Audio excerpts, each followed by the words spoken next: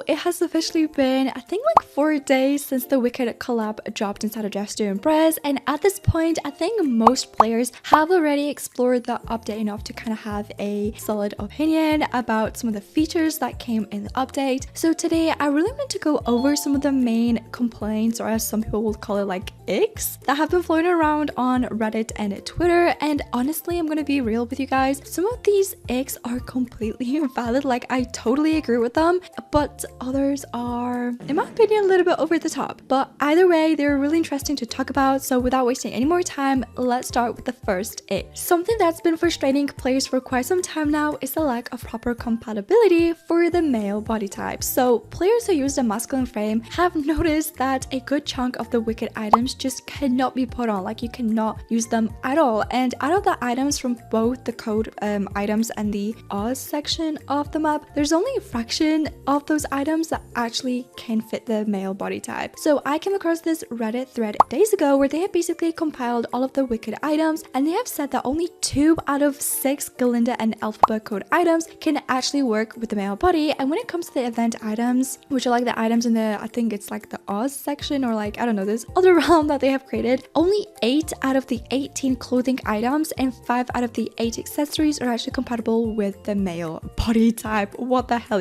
So it's not exactly shocking in my opinion, but it is definitely so disappointing because the imbalance between how the two body types are supported in Just to Impress has just been an ongoing issue, and I'm pretty sure that all of us will agree on this. And it's becoming a lot harder to ignore this, because while the majority of players do use the feminine frame, I do acknowledge that, I feel like that shouldn't mean that the other half of the player base gets left behind and just completely marginalized. So I feel like this lack of inclusion limits how creative people can get, and just limits the ability to be creative for some players, because especially those who really enjoy with experimenting with more masculine or gender neutral looks, they're so limited to what they can actually do. Now, the whole appeal of Just to Impress is obviously freedom of expression, and when half of the options don't actually function correctly, it kind of just defeats the whole point, in my opinion. So what makes this sting even more is knowing that it is possible to do better, and it is possible for all of the items to actually be compatible with the male body type.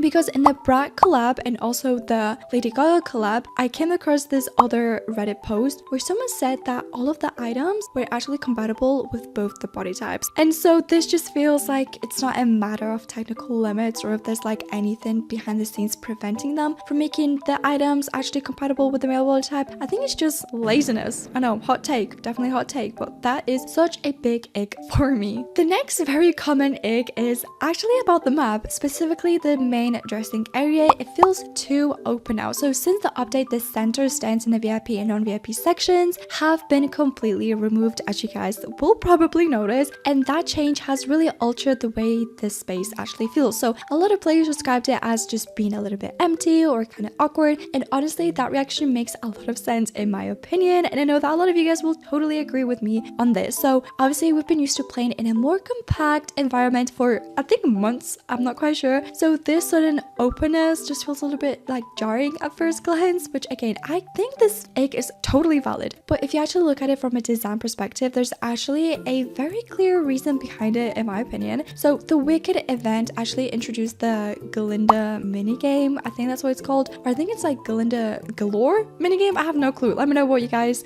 call it. There is basically a lot of like floating bubbles, some of which actually physically bump you around the map. And so if we had those little stands still like in the middle of the map, that space would have just been total chaos in my opinion, because again, those bubbles, they kind of just jump you around.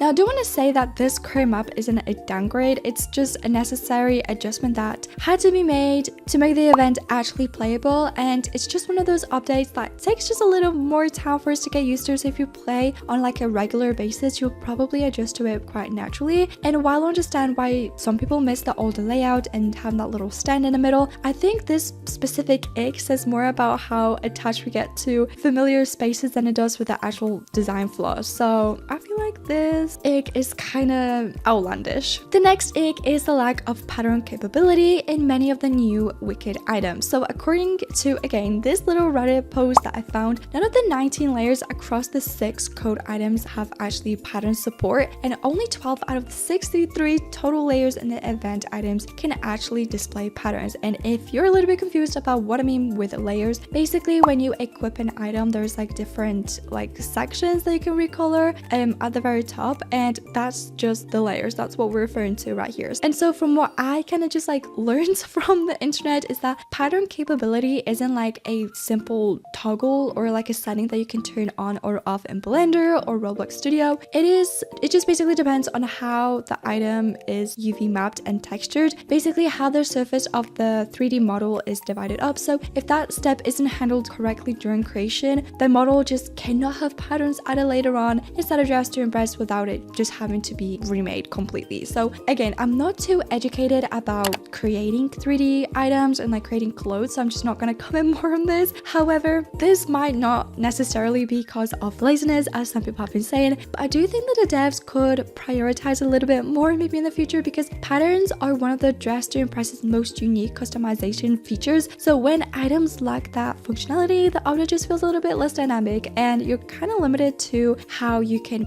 use the items too, because I'm gonna be real with you guys, sometimes using just colors, and by the way, I'm not saying that if you do that it's bad, but I feel like just using plain colors instead of patterns can just make your outfits look a little bit boring, a little bit flat. So I definitely really like to use patterns from time to time, but I do also want to clarify that the designs themselves are really beautiful. But again, I just hope that in the near future more items that we get will actually be pattern compatible. But that was also another ick that a lot of people pointed out on social media. And the final ick is actually some players simply don't fit with the overall aesthetic of the Wicked collab. Now they feel like the puffy dresses and the textures of the items do not fit their aesthetic, and I just want to say that I completely get that, because not everyone is into the like, I guess, over the top princess style silhouettes. I don't really know what you'd call it, but basically the vibe of Wicked, and I'll admit that I usually gravitate towards like sleeker or more structured outfits myself, so I am with a lot of people on this little egg. But I do think the devs found a pretty like fair balance this time with some of the items that we have received, because Galinda's items are obviously soft and dramatic. I'm just gonna be real, they're kind of dramatic in my opinion, while Alphaba's pieces bring a like a darker, edgier contrast, and obviously they're not like big puffy dresses. So I feel like together they kind of cover both ends of the style spectrum. And I also want to say that at the end of the day, not every single release is going to cater to every single player, and I feel like this expectation of making the devs release a bunch of items, a bunch of sets that will satisfy every single player with, you know, the fashion preferences is quite unrealistic and honestly quite rude to expect.